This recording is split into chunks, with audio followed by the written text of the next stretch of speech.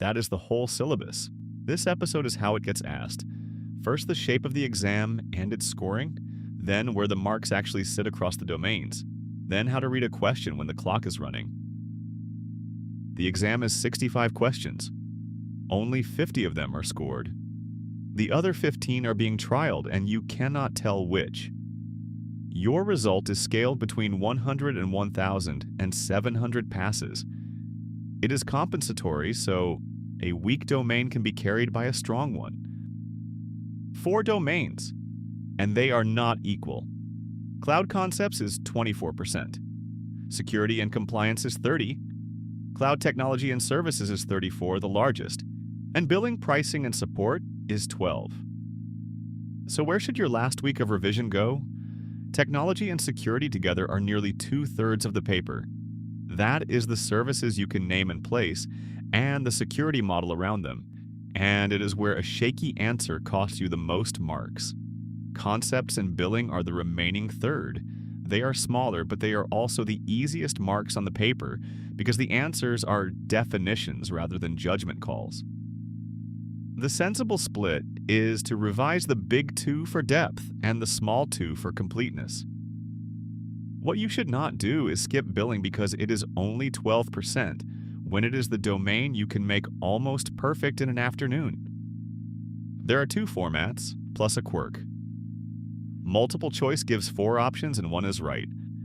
Multiple response asks for 2 or more and says how many. The quirk is those 15 unscored questions, mixed in unmarked. Every scenario question can be attacked the same way. Read the last line first because that is the actual question, and the paragraph above it is usually decoration. Then decide which domain it belongs to, which narrows the plausible services immediately. Then eliminate because 2 options are normally wrong on their face.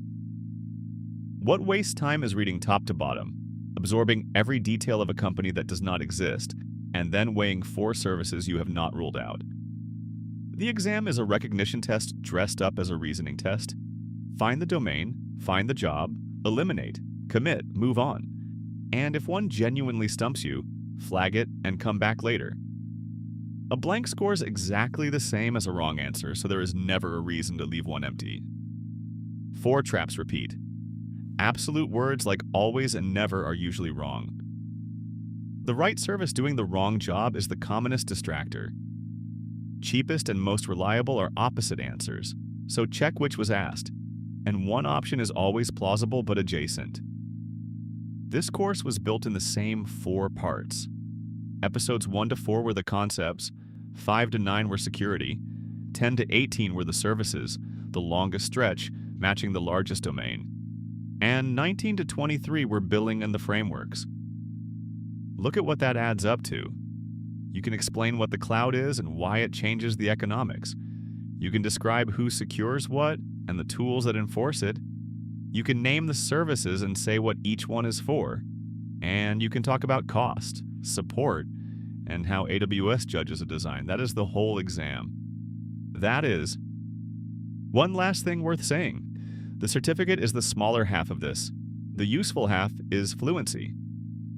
You know what the words mean now and roughly what things cost. Book it while that is fresh. Thanks for watching all 24 of these and good luck.